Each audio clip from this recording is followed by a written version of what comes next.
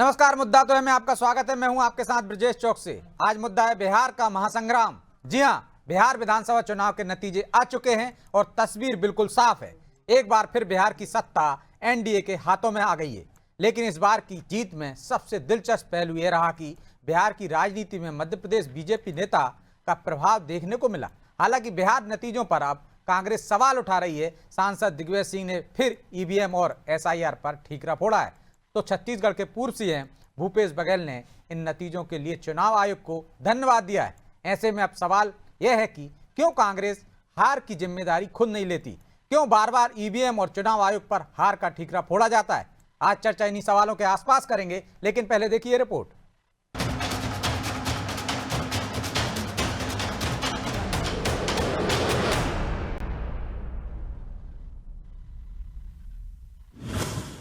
बिहार में फिर एनडीए सरकार। सीएम डॉक्टर मोहन यादव ने किया था जमकर प्रचार। बिहार में किसकी सरकार बनेगी, इसकी तस्वीर अब साफ हो चुकी है। एनडीए को जहां स्पष्ट जनादेश मिला, तो वही बीजेपी का स्ट्राइक रेट भी 90% से ज्यादा रहा। जाहिर है कि बीजेपी को इतनी बड़ी जीत यूं नहीं मिली। इससे मध्य प्रदेश बीजेपी के कई नेता की रणनीति भी काम आई। इतना ही नहीं, प्रदेश के मुखिया सीएम डॉक्टर मोहन यादव का बिहार में जादू चला। सीएम ने बिहार में 26 विधानसभाओं में प्रचार किया था। इनमें से 21 विधानसभाओं में एनडीए प्रत्याशी ने कमाल कर दिखाया। लिहाजा बिहार चुनाव के नतीजों में सीएम मोहन यादव के प्रचार का असर साफ तौर पर देखा जा रहा है। तो खजुराहो से सांसद वीडी शर्मा बिहार विधानसभा चुनाव में पर्दे के पीछे बड़ी भूमिका में थे। बीजेपी ने उन्हें बिहार विधानसभा चुनाव में भी बूथ मैनेजमेंट की जिम्मेदारी सौंपी थी, जिस पर वो खरे भी उतरते। इसके अलावा पूर्व गृह मंत्री नरोत्तम मिश्रा ने भी कई सीटों पर प्रचार किया था। वही कैबिनेट मंत्री विश्वास सारंग को राजधानी पटना और आसपास के जिलों में होने वाले सीटों की जिम्मेदारी बीजेपी ने सौंपी थी। तो पूर्व सांसद केपी यादव को भी बिहार चुनाव में प्रचार के लिए लगाया था। अब बीजेपी की इस जीत पर प्रदेश में भी जश्न का माहौल है। आगे आगे एनडीए, पीछे पीछे सुपड़ा सा। बिहार में बहार है, एनडीए सरकार है।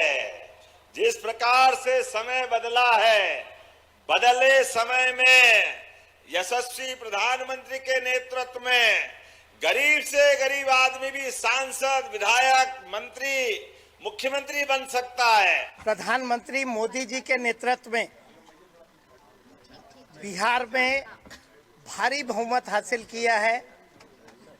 मध्य प्रदेश के कार्यकर्ताओं की तरफ से, मध्य प्रदेश के हमारे जनप्रतिनिधि, हमारी जनता की तरफ से मैं नरेंद्र मोदी जी का बहुत बहुत धन्यवाद करता हूं। उन कांग्रेस पार्टी को एक बार विचार करना चाहिए कि इतनी बराबर लगातार इतनी सारी हारों के बाद उनके नेता कैसे उनकी पार्टी का नेतृत्व। बीजेपी ने विधानसभा चुनाव के लिए बिहार को 5 जोन में बांटा है। इनमें से 2 बड़े जोन मिथिला और तिरहुत की जिम्मेदारी एमपी बीजेपी के प्रदेश प्रभारी डॉक्टर महेंद्र सिंह को दी गई। हालांकि कांग्रेस ने भी पीसीसी चीफ जीतू पटवारी और सांसद दिग्विजय सिंह को बिहार भेजा था, लेकिन इन 2 नेताओं का जादू बिहार की जनता पर तो नहीं चला। कांग्रेस ने पूर्व विधायक कुणाल चौधरी को भी चुनाव से पहले ही बिहार में सक्रिय किया था, लेकिन वो भी नतीजों को बदलने में नाकाम रहे। हालांकि इस जीत को लेकर दिग्विजय ने सोशल मीडिया पर पोस्ट किया और इस हार के लिए ईवीएम और एसआईआर को जिम्मेदार ठहराया। तो वही कांग्रेस नेता भी अब उनके सुर में सुर मिला रहे हैं। जो मुझे शक था वो सही निकला। ये पूरा का पूरा खेल मतलब मैनिपुलेटेड वोटर लिस्ट और मैनिपुलेटेड ईवीएम का है। जंगल राज तो खत्म हो गया था 205 में, उसके बाद कहाँ है। बिहार की राजनीति ने एक बार फिर ये साबित कर दिया कि चुनाव सिर्फ पोस्टर बैनर से नहीं जीते जाते, बल्कि संगठन, रणनीति और नेतृत्व के सही तालमेल से ही जीत की राह बनती है। इस बार एनडीए की जीत में सिर्फ स्थानीय मुद्दों की नहीं, बल्कि बीजेपी की all India election management team की एक बड़ी भूमिका रही और इस टीम की रीढ़ बनकर उभरे मध्य प्रदेश के नेता, जहां सीएम डॉक्टर मोहन यादव के साथ प्रदेश के अन्य नेताओं ने मिलकर बिहार में ऐसा माहौल बनाया जहां बीजेपी की लहर सीधा एनडीए की जीत में बदल गई। वही प्रदेश कांग्रेस के नेता बिहार में बेअसर साबित हुए। ब्यूरो रिपोर्ट, अनादि टीवी।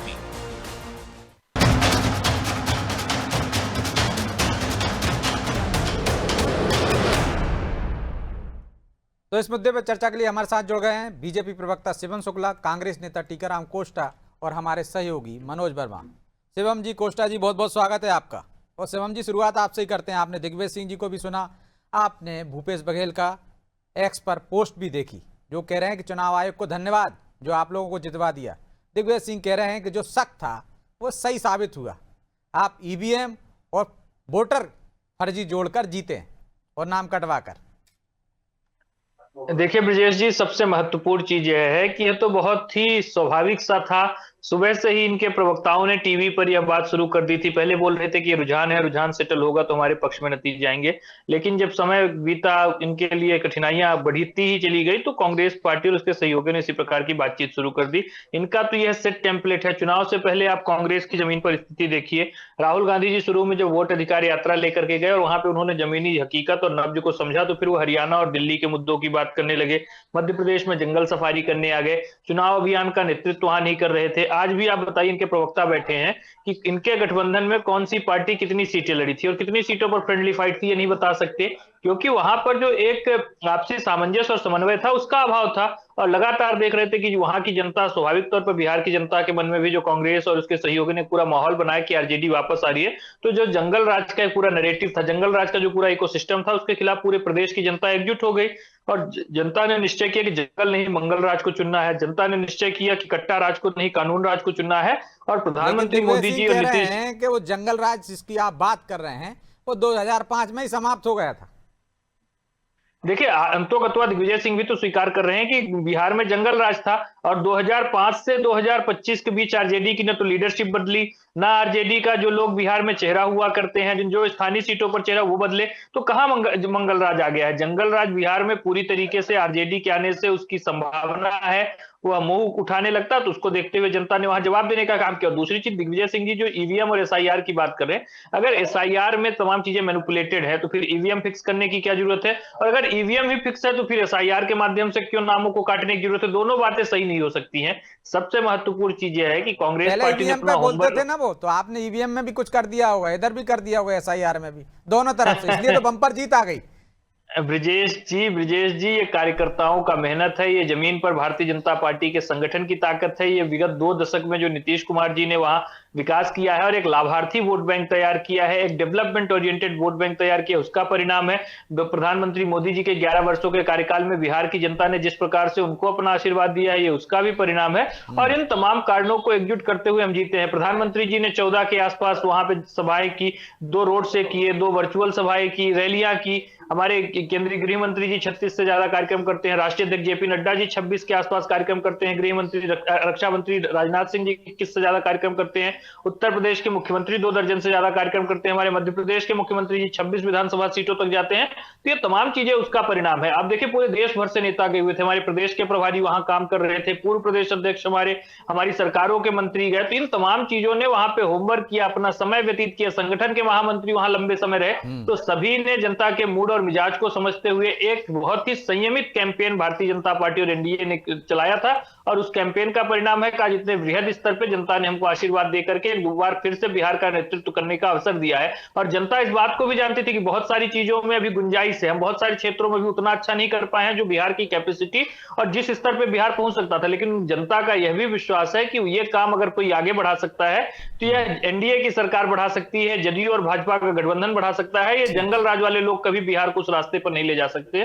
तो कोष्टा जी, मेहनत और भरोसा कि आगे भी विकास होगा तो वही एनडीए सरकार करेगी, जंगल राज वाले नहीं कर सकते हैं। लेकिन कब तक आप ईवीएम पर, एसआईआर पर ठीकरा फोड़ते रहेंगे? जिम्मेदारी से क्यों भागती है कांग्रेस? क्यों जिम्मेदारी नहीं लेती? धरातल पर दिखती नहीं है और जब हार जाती है तो कहती ईवीएम एसआईआर में गड़बड़ी कर दी। भाजपा अभी मंगल राज की बात कर रही थी, यही मंगल राज है कि वहां पर कितना लोग बेरोजगार हैंगे हैं। और यदि इतने मंगल राज था तो क्या जरूरत थी कि प्रधानमंत्री मोदी जी को 10-10 हजार रुपये महिलाओं को देना पड़ा। और ये एक प्रलोभन दिया गया और जिसमें 10,000। अच्छा, उन्होंने 10,000 दिया तो वो प्रलोभन हो गया कोष्टा जी। और तेजस्वी यादव कह रहे थे 30-30 हजार देंगे, वो क्या हुआ फिर? 2 लाख रुपए देने की बात हुई हैगी और 1 करोड़ लोगों को रोजगार। हम तो कह रहे हैं ठीक है, अच्छी बात है, चुनाव परिणाम उनके पक्ष में आए, जनता का काम हो, दें, कम से कम लोगों को रोजगार दें। कुछ मोदी जी दे रहे थे प्रतिवर्ष 2 करोड़ लोगों को देश में रोजगार, कुछ वहां पर 1 करोड़ लोगों को रोजगार देने की बात हुई है, महिलाओं को 2 लाख देने की बात हुई है, 1,90,000 कब देंगे उसको भी बता दें, कम से कम हम स्वागत करेंगे उनका। लेकिन उन्होंने 10,000 दिए, उस पर भरोसा किया ना। आपने 30,000 का वादा किया, 2.5 करोड़ लोगों को रोजगार देने का वादा किया, हर परिवार से रोजगार देने का वादा किया, आप पे नहीं किए। तो ये आपको आत्ममंथन नहीं करना चाहिए कि आप पर भरोसा क्यों नहीं कर रहे? आप तो उनसे दुगना दे रहे थे।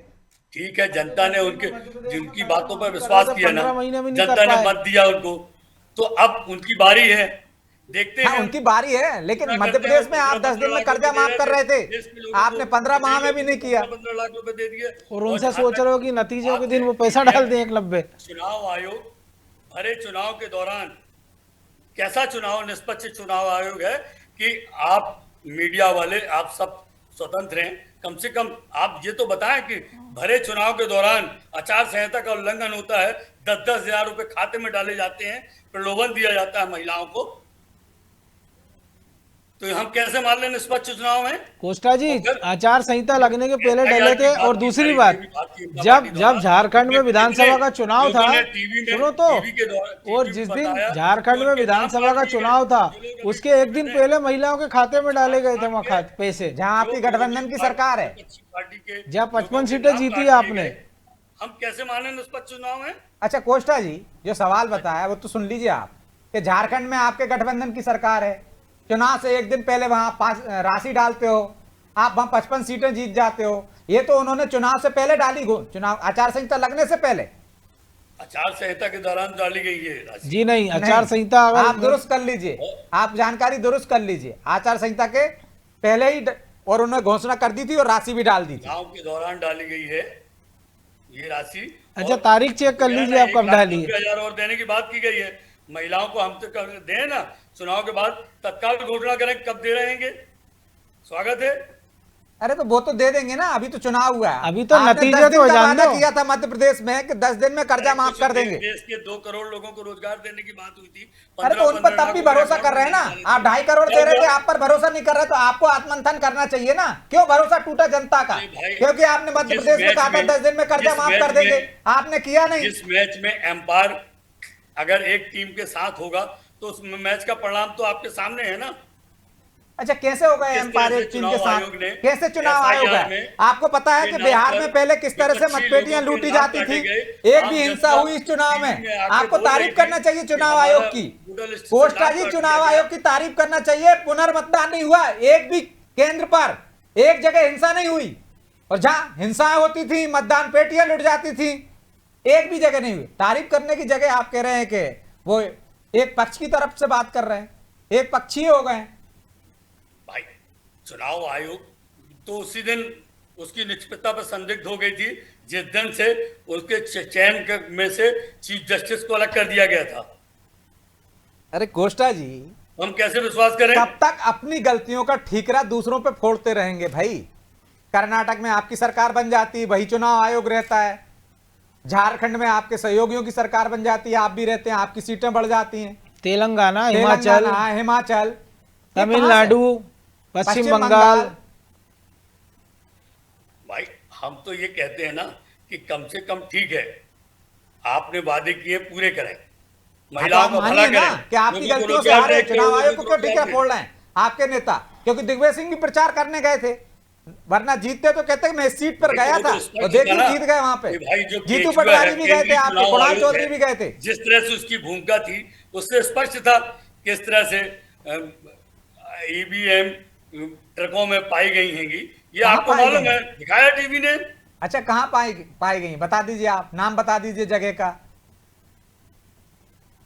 अरे बताइए कोस्टा टीवियों में एक जगह वीवीपैट का आया था, वो भी इस चुनाव का नहीं था, जिस पर कार्रवाई की चुनाव आयोग ने। जानकारी तो दुरुस्त करके आया करेंगे कोस्टा जी। क्या कार्रवाई की? उसमें जो मजदूर थे उनको भगा दिया गया, उनको तो पकड़ा नहीं गया। कहीं का ईंट कहीं का रोड़ा, भानुमति कुनबा मत बनाओ आप, कब की बात कर रहे हो? यहाँ तो ऐसा कोई मामला ही नहीं हुआ बिहार में। कुनबे के हाल तो देख ही रहे हो ना, चुनाव में 34 सीटें आई है कुनबे को। लोगों का टीवी देखता हूँ भाई मैं भी, पुरानी याददाश्त रही होगी आपकी। शिवम जी वो कह रहे हैं चुनाव में धांधली हुई है, छोटा सा जवाब दीजिए, फिर मनोज जी के पास जाना है। देखिए, चुनाव के परिणामों को लेकर के राहुल गांधी जी इतने आश्वस्त थे कि वो चुनाव के परिणाम का भी इंतजार नहीं किया, अपनी मस्कट की यात्रा पर निकल गए। भाई बहन उनकी न्यूयॉर्क चली गई और पूरी तरीके से मैदान छोड़ करके बाहर रहे। तो चुनाव में धांधली हुई या क्या हुआ वो कांग्रेस पार्टी जाने, लेकिन कांग्रेस इस बात को भली बात जान रही थी कि जनता का मूड और मिजाज कांग्रेस के साथ जुड़ा हुआ नहीं। और कांग्रेस पार्टी तो प्रत्येक राज्य में पराजय के बाद यही ठीकरा फोड़ने का काम करती है। कांग्रेस तथ्यवार सबूत लाए, निर्वाचन आयोग के पास ले जाए, वहां से सहमत नहीं होती तो उसको सुप्रीम कोर्ट में लेकर के जाए, सुप्रीम कोर्ट में नहीं होता तो सड़कों पे प्रदर्शन करे। इस देश की लोकतांत्रिक व्यवस्था है। कांग्रेस आपको नजर कहां आ रही है? और बिहार में पिछले चुनाव में भी तो हमने देखा, जब तेजस्वी यादव ने अच्छा परफॉर्म किया था तब भी कांग्रेस एक कमजोर कड़ी थी।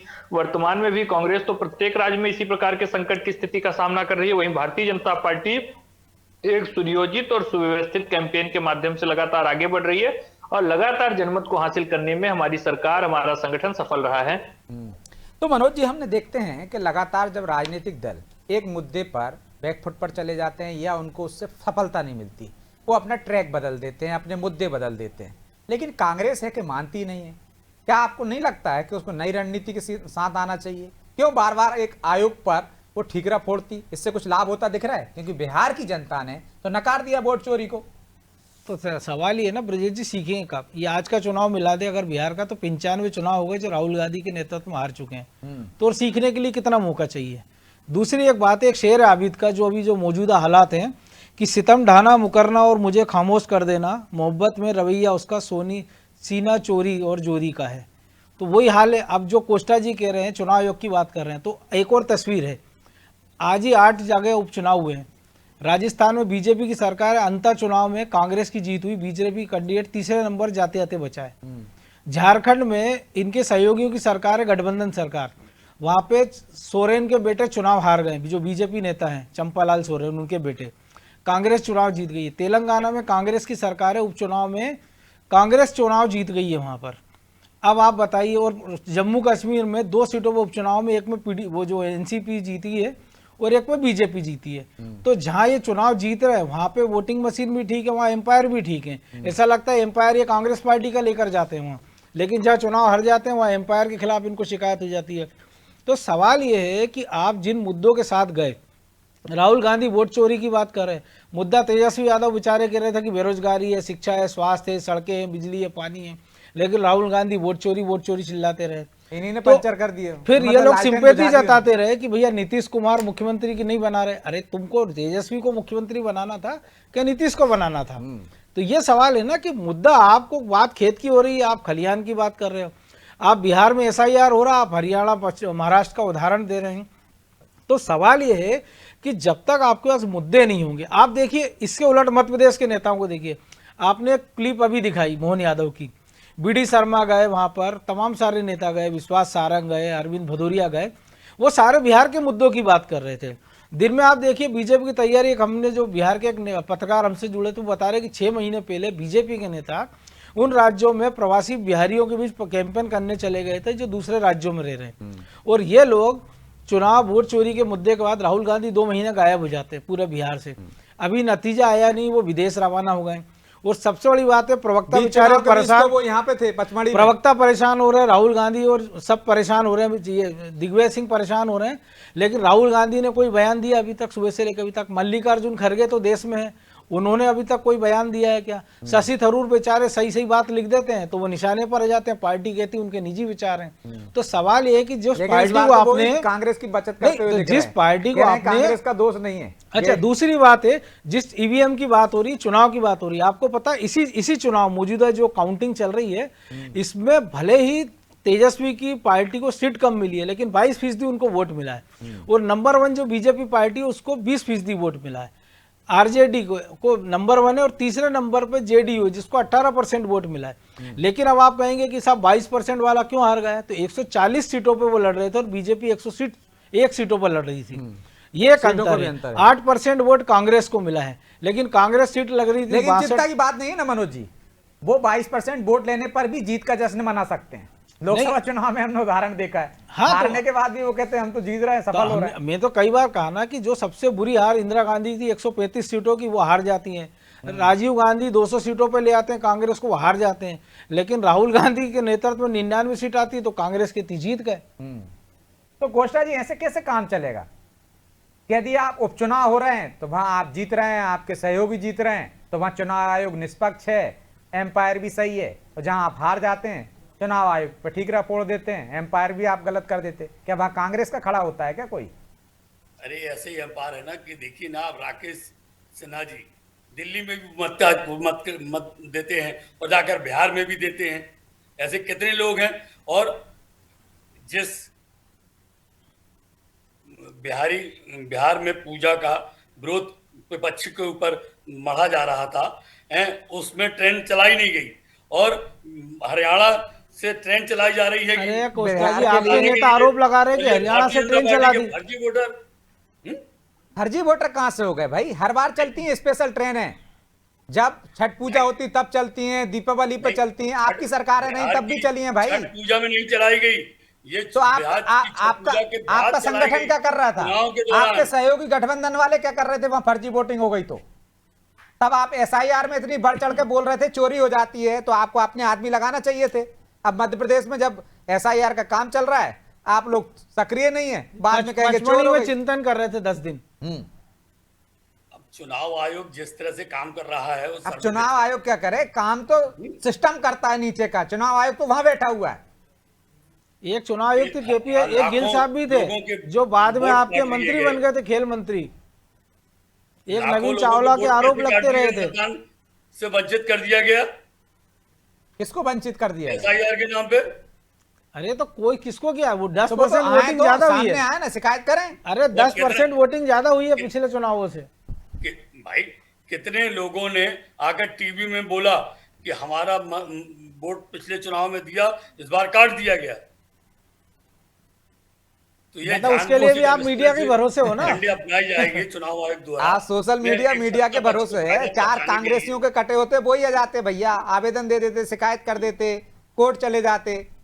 किसी ने किया? कांग्रेस के 4 नेताओं का नाम बता दो। यही वीडियो वायरल कर रहे हैं दिग्विजय सिंह की, देखो एसआईआर के लिए मेरा BLO आई है। हाँ देखिए ऐसा है कि शिकायतें हुई हैं और उचित स्थान पर हुई हैं, परंतु वो आप तक नहीं पहुंच पाएंगी। आप तक पहुंची क्या? आप बता दीजिए। कहता ही नहीं ना।